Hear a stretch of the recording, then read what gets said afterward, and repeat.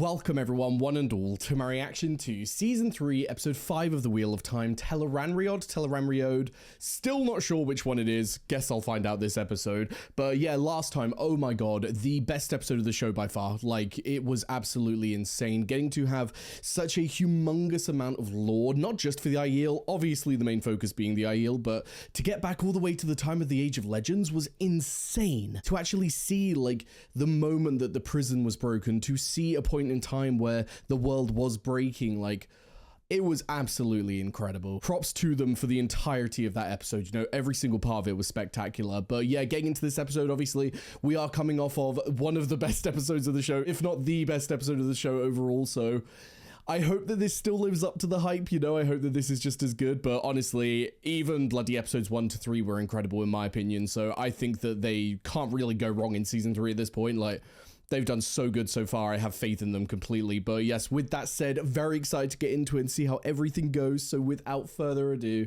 let's go. Ooh. I like how it's hard for her to control, you know, like that much power out of nowhere. It's like, ugh. Ooh. What was that? Is she like finding it hard to control it then? Oh my god, yeah, I was gonna say, let go. What did it feel like to you? Oh yeah, because obviously he can feel it through her, okay. It's like I said last time, I remember a comment that was in the trailer that I saw. I only watched a little bit of it.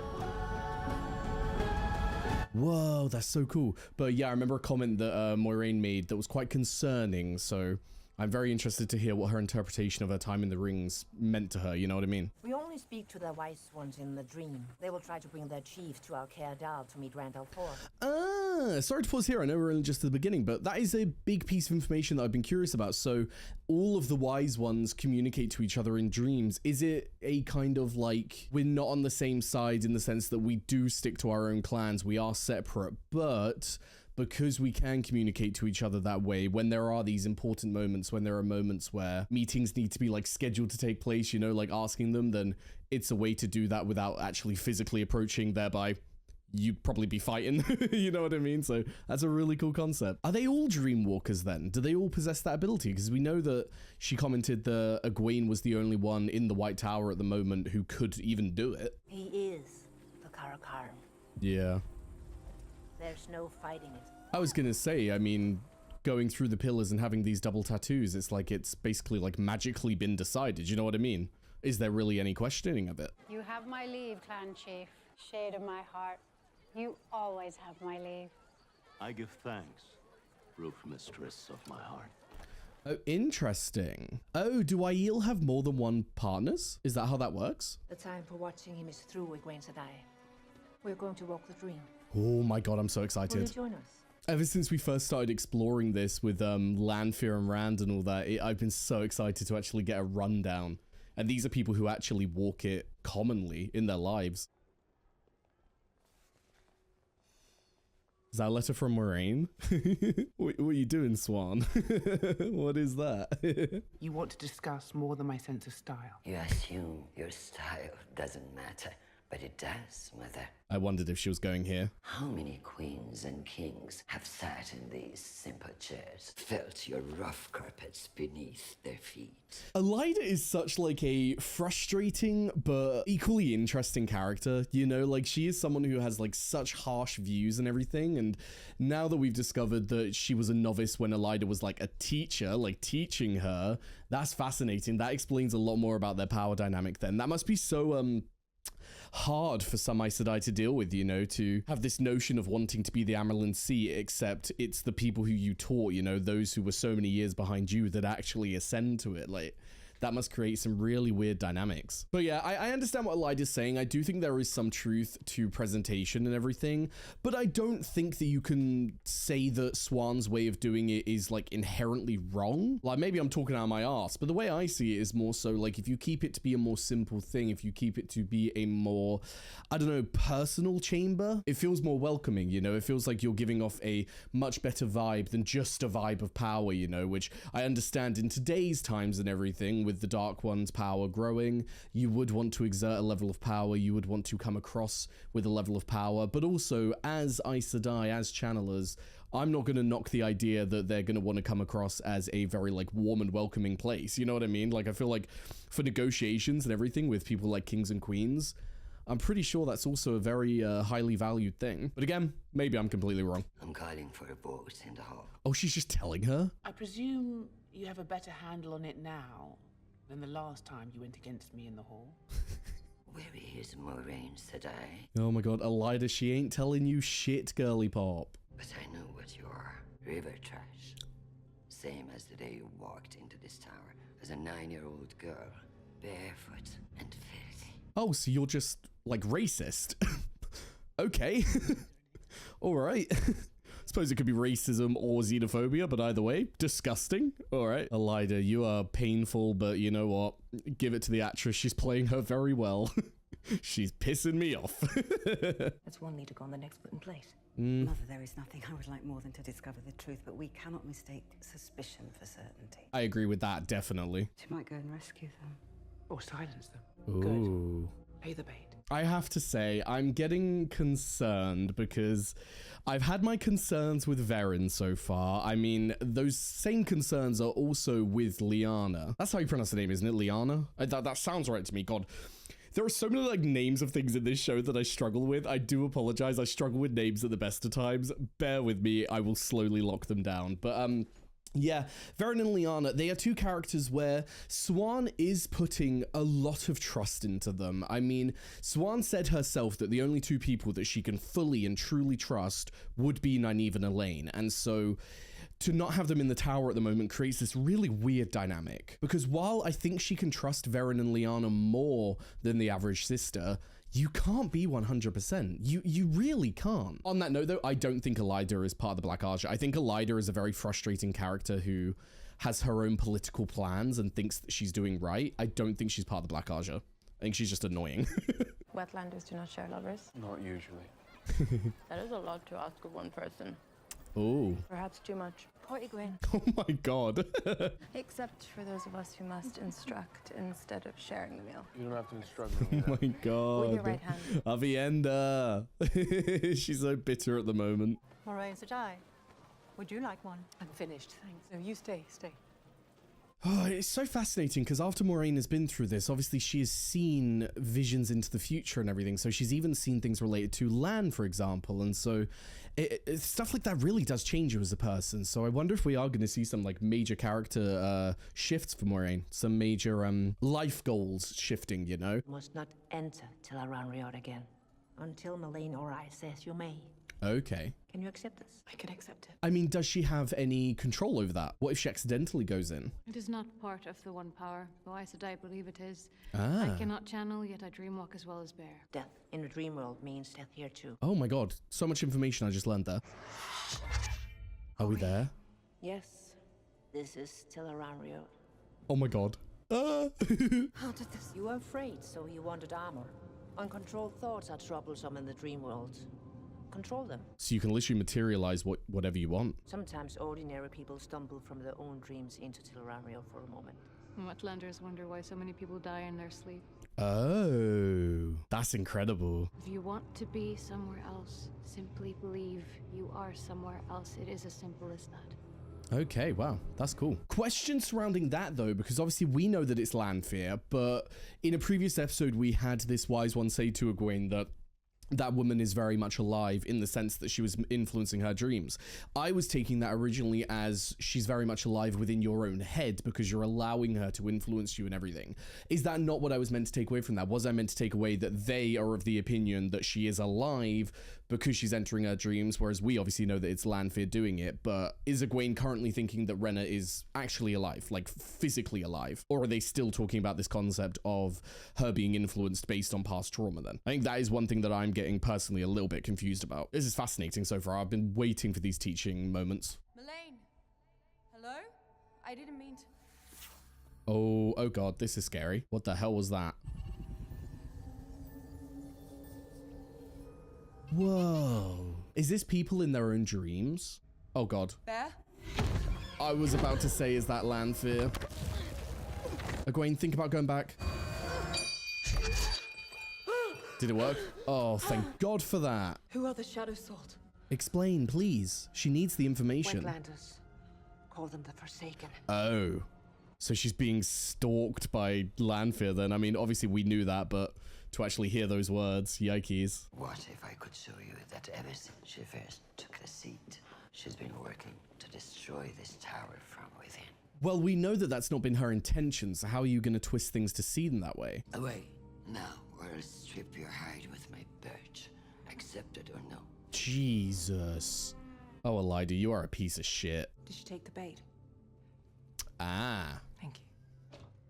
So they knew that she would want to talk to her then. Can your sister really do this in her state? My sister can do anything. So she's the one who's going to give Elida the information then, okay. I'm trying to find her, but I don't know where she keeps sneaking off to.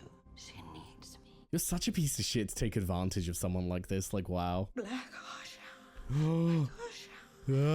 I know that she was meant to be told this, but like the fact that she's now hearing it, like, oh my god. Like, Elida's had no idea until right now. But your idea of travel is being carried around on a golden chair with children lining up to throw flowers What's at your you. plan? Matt, for goodness sake, there's no need for the infighting. We must stay in this room in exchange for passage to Tanchico. That's only because Okay. she didn't want Nynaeve to throw herself overboard. Is that an option? Also, I have to say, I love that they're like adding in the fact that obviously Elaine is like very aware of the people of the world, you know, with how much studying she was doing into all that. Because I can't remember if they established it in the show, but obviously in The Eye of the World, it was Elaine talking to Rand about the two rivers and everything and sharing her knowledge of that and all that. Is so cool. I know seafolk breakers are fast, but to travel this far is impossible. Oh. Matt, we promised the Stout Mistress we stay. No, Matt, this is so dodgy, bro. You plant your feet too firmly like you're rooted to the spot. Relax. Ah. Make your legs. Telling Nynaeve to relax is an interesting thing to do. Oi, Lee! Oh shit, he saw. Uh-oh. Lee! Is that She's you? like, fuck. Can I stay with you instead of them? I'd like to get to the truth about Perrine Barra's whereabouts. If you'd let me. No, don't. No. Thank you, Jesus Christ. Don't let this man anywhere near them, I beg of you. Where? Oh, I'm scared. Is he gonna like break her wrist or something? Who the hell just channeled? Alana? Are they here? One of you is a witch! Oh, is it one of the girls? Can they channel? This one's ready for your questions. Guys, I can't handle this. Don't. Perrin and everyone, get here quick. The White Cloaks are such wankers, bro. Like, fucking hell. I feel like it's at that point where I see them worse than I see the Forsaken. You know what I mean? I'll create cover. Do you know what they'll do if they even sniff a hint of channeling? I'll create cover. Well, she's very steadfast. You are probably already aware of that, Maxim. You won't even tell me why we're here. Yeah, like, tell him why. You're not enough! The last battle is coming. I swore when I took this ring. I was gonna say, yeah, Green Ajah, okay. We win battles with armies. So And why are if you no at the one two else is going rivers? to build one, then I will. The two strongest channelers we've ever seen. The Hornblower. All from the same town. Yeah, you know what? Yeah, actually, fair. I understand now. So if you want to throw your life away like you threw away Ivan's, do it. Like, you threw away Ivan's is crazy, stand here and watch bro. again. That's not fair. Maxim! Come with me. Oh, no. I turned off the bond. Oh, that was crazy, though. Her turning it off and going there, as if, like, all of the emotions had suddenly vanished because it was him feeling it, not her. Fucking hell, bro. It's just one of those things, isn't it? It's interesting when we talk about the water bond because it is kind of like just a more advanced / magical version of love, you know, because love in and of itself is a bond. And so when you speak of these things and you see two people who they have such different goals in mind, you know, like their decisions of where they're going from here are so different that it is kind of like, you know, when you're in a couple and you both realize that you've grown apart, you know, you both realize that you've got to a point where you have two different paths ahead of you and you have to go on them each, but it means that you won't be together anymore. It really does mirror that, you know, and that same feeling. That's crazy, though, to just turn the bond off like that and part ways. I wonder if she's going to bond any more warders at that point then, but I'm glad that we finally have an understanding of why she's here. I feel a little bit stupid that I hadn't connected the dots before. I'm not going to lie, because, like, that does add up. I feel like I just needed to hear from her, like, what her positioning was when it comes to not being ready and that, because now that I understand that, it's like, okay, of course she's come here, you know, of all the places in the world, when you're feeling lost, when you're feeling like you need some more power, go to the place that had 3 Ta'veren, 2 of the strongest current living channelers. Like, of course you'd go here. Bloody Dragon Reborn. Those long nights after the dancing. What you miss the most? Ooh, what a question. The people. Laughter. Stuff like that's so sad when you talk about the preservation of culture, you know. Oh, my darling, what's wrong? I was going to say Lan will be on his way. I won't be at the last battle. Oh, no. And everything that we've lost. It's all for nothing because I won't be there. Oh, that hurts me so much. I love her as a character. Because in every future where I lived, Rand dies, and the only way he lives is if I die. Is if I don't. That is so painful to hear. Like, Rosamund Pike, I think, has been, like, the cornerstone of this entire show. The idea of her, like, going, like, what? What do you mean? Do you die tonight? What?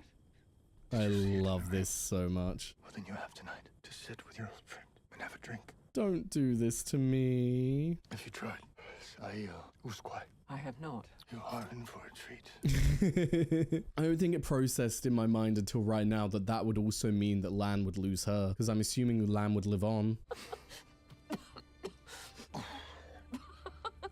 Bro, we better not lose her this season, please.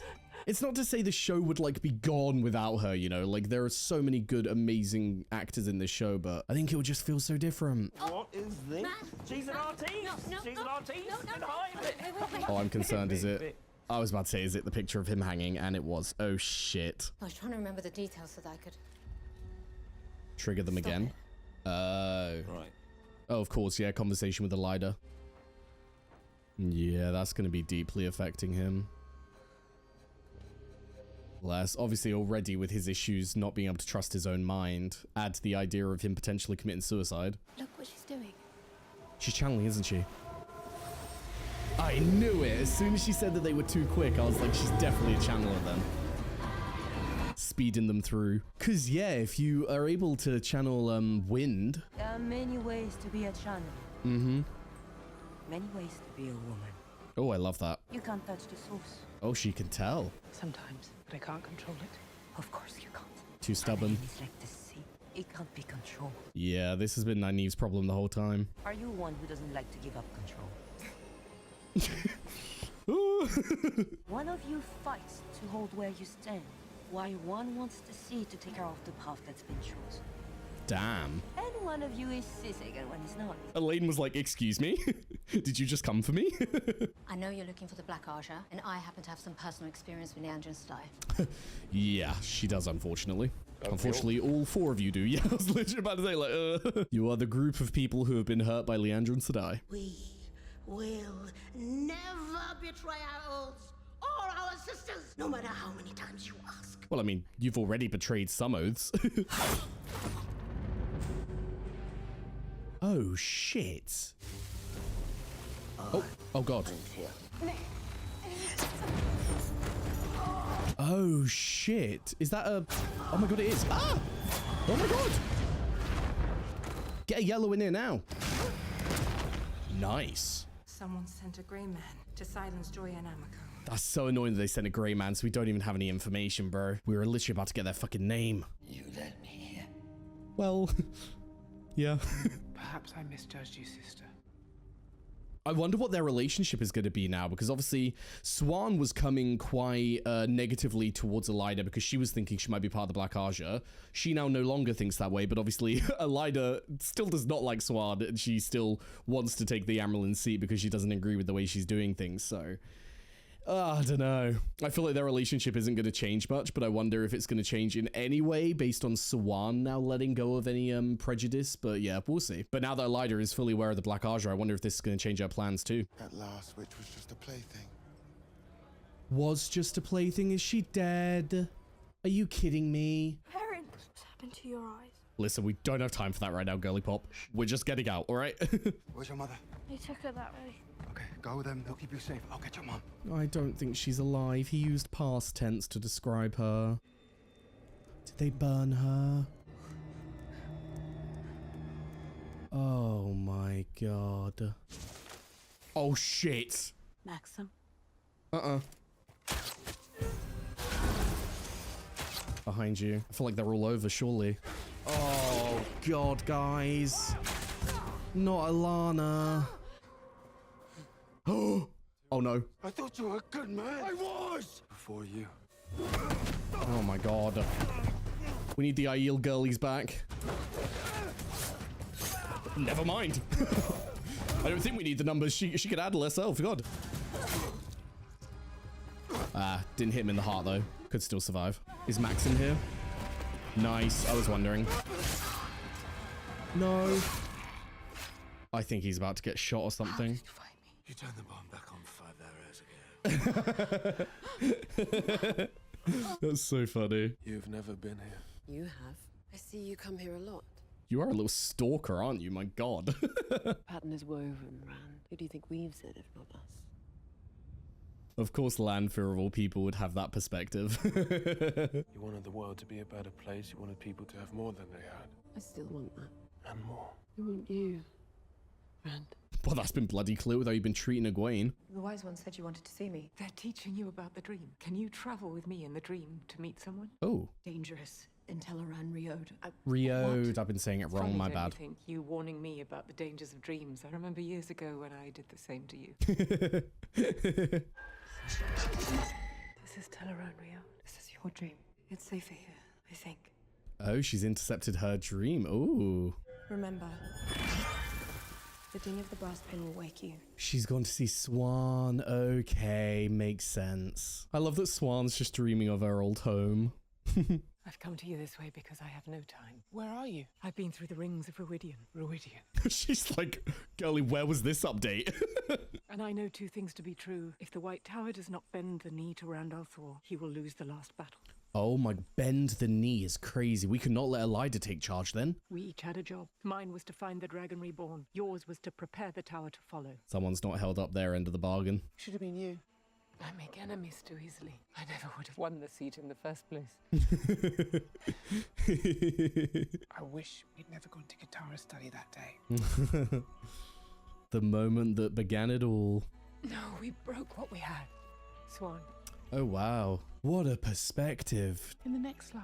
Again and again until we get it right. And I will wait for you. Guys. Every time. Don't tell me that's the last time they see each other. It'll be beautiful, but... Oh, my heart. That was so fucking sweet, bro. Nynaeve, are you here? Now listen. What do you hear? No. Oh, wow. Oh, my... That makes so much sense for Elaine, I'm sorry, but a girlie who is like so concerned with having this role set for her future and not having control over it, to see people of like the sea, people who are like, in most people's opinions, the people who have like the most freedom, you know, who are so like spiritually free as well as physically free. Wow. I love that so much. Then obviously Avienda here as well, but oh, Nynaeve. One concern I do have though, obviously Egwene is quite powerful, so I don't want to doubt that or like say that she isn't able to handle things, you know, but she's very new to exploring Tel'aran'rhiod, so girly pop, careful, because we don't know what dangers are out there, you know? I don't know if the same dangers apply when you're visiting other people's dreams, though. Like, maybe there are dangers to, like, the plane of Tel'aran'rhiod, the actual, like, dimension, you know? But if you go into other people's dreams, it's safer, like... It's something where you're protected in a sense, as you're not actually there, you're just like hopping between people. I suppose that is what I'm taking away, but I might not be right on that. Is his mum there? Oh, Matt. Oh, my boy, I'm so sorry. Is his wife alive? Oh, is that Hopper? Bro, my heart. You're not allowed to do that to me. Oh, wow. So she's already taken that important of a place in his mind. What a beautiful way to see these things. Oh my god, it's about to happen. Oh shit. Oh god, oh god, oh god. She's gonna look at Egwene, isn't she? Fuck you, Lanfear. Fuck you. Ugh. Oh. Was that the moment that Egwene actually connected the dots and realized that it was Lanfear all along, like when she was seeing Renna? Because I don't know if she's connected those dots yet, you know, like the wise ones were saying to her that she's being stalked by one of the Forsaken, but I don't know if she really realized that that's what those dreams were, you know? If so, my God. I mean, either way, there is going to be a rude awakening once Rand wakes up from his dream and Egwene's standing over him with a fucking dagger. So yes, there we have season 3, episode 5 of The Wheel of Time. Another absolutely fantastic one. My God, this season has just been a knockout of the park time and time again, you know? It's the way the last episode was arguably the best episode of the series so far, and yet I would still argue that this episode held up to that level of quality. You know what I mean? Like, season 3 has just been... I didn't realize how much better it could get, you know, like from season 1 was quite rough around the edges. There are many reasons to do with that, you know, season 1s tend to be that way anyway, but also the fact that COVID was having a play into it as well, with that actor for Matt leaving as well. Like there were so many factors coming into play, and so I do get why it was not as good, but season 2 was so much better and I was in love with the show.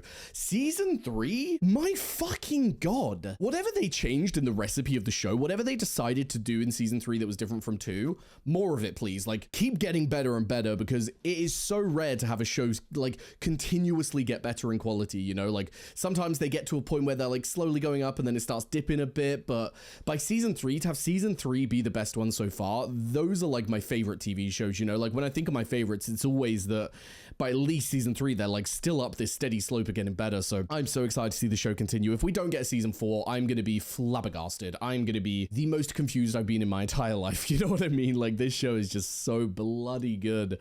But to get into it, I mean, oh, so sad about Matt's mum. That is going to be a really hard thing for him to deal with, obviously.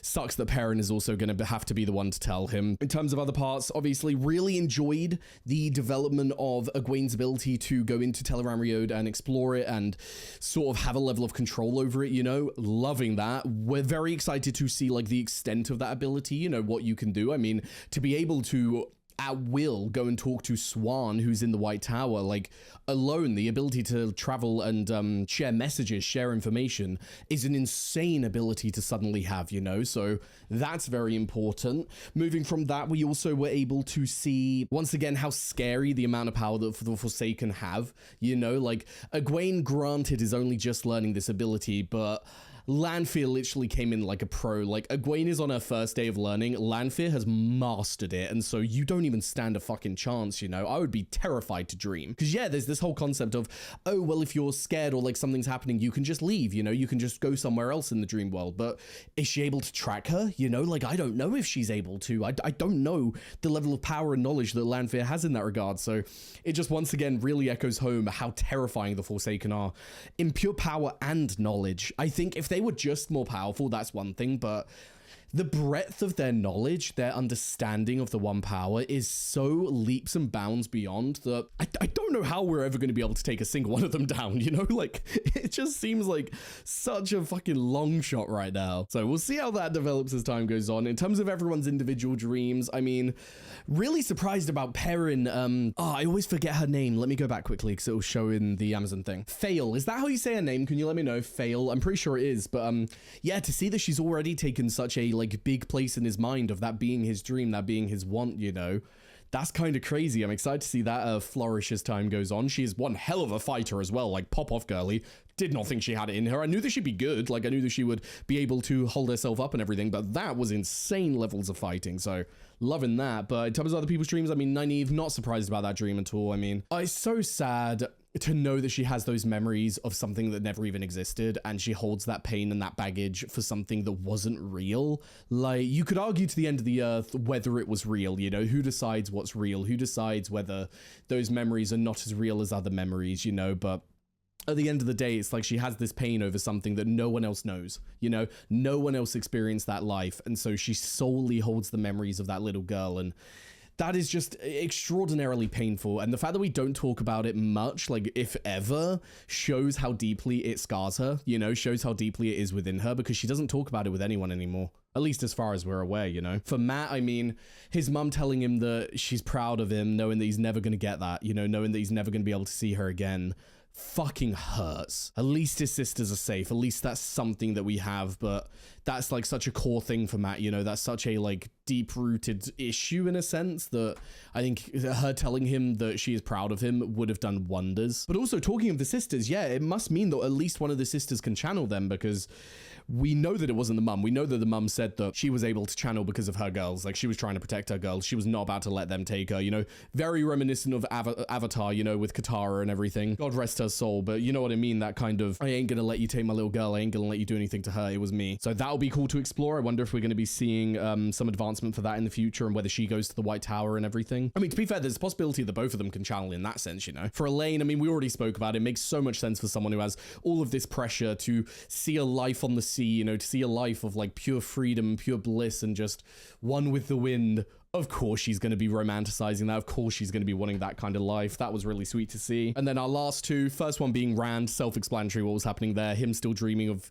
his old life, but then also Lanfear being their piece of shit. I don't trust Lanfear on anything. I don't believe Lanfear on anything. I think Girlie is a conniving, manipulative woman who is just playing him like a fiddle. She wants power. He has power. That's all she's really after. Like, don't get me wrong on that. I'm sure there is a level of love for Rand. Like, I'm not sitting here thinking that it's purely power-based and there is no feelings there. I think there are feelings there, but I think they're feelings brought on by the fact that he is powerful, you know? I don't think it's love of a person. I think it's purely just love of someone who is the most powerful male channeler. Oh, granted, the most powerful channeler. So, yeah. Not thinking Girlie's got his best interests at heart. One thing that we did learn was that death in Tel'aran'rhiod also means death in the real world, which makes me curious as to why Lanfear hasn't just killed Egwene. Like, why has she not just tried to do it? It would solve a lot of her issues, I think. Maybe because it would be such a, like, monumentally devastating thing for Rand that she thinks it would affect their relationship. It would affect her ability to try and control him. And obviously with this big battle coming up and everything, Lanfear doesn't want to risk Rand being in a bad place, you know, risk him not being at his full power, because she's not really on the side of the Forsaken. She's on the side of Lanfear. She's on the side of just wanting all the power to herself. So why would she want to fight with them, you know? Why would she want them to collar him? So yeah,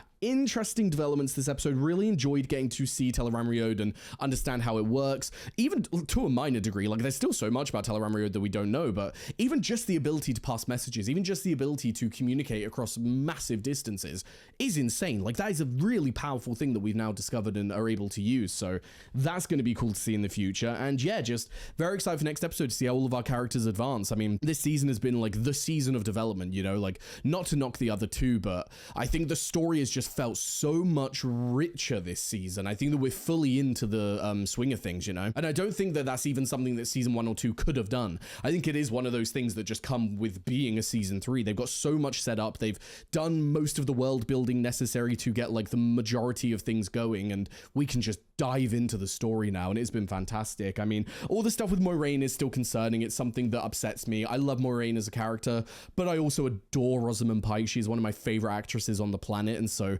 the possibility of her no longer being in the show is painful. It is upsetting, but it's what the story calls for. You know, I'm not going to get mad about it. I'm not going to think that it's like a bad decision. They are following the books in that regard, because, well, I assume that they are. I think it would be absolutely insane to bring up this idea of killing Moiraine if she is alive in the books. I think that would be a crazy decision, so I am headcanoning that, but yeah, obviously that is a sad point. But there are still some absolutely fantastic actors in this show. I think that they've all really come into themselves, you know. Even actors that may have been a little more rough around the edges at the beginning, maybe in season 1 and everything, they have fully soared. Like, they have become the characters that they were meant to be, and I've been like adoring their portrayal so far. So yeah, I don't think it would be like the end of the show, or the show would suddenly have like this massive gap and be like really bad quality because Rosamund Pike isn't in it anymore, but it will still be a really hard thing to deal with. But I guess we will have to see. The only other thing we haven't talked about is obviously the White Tower politics.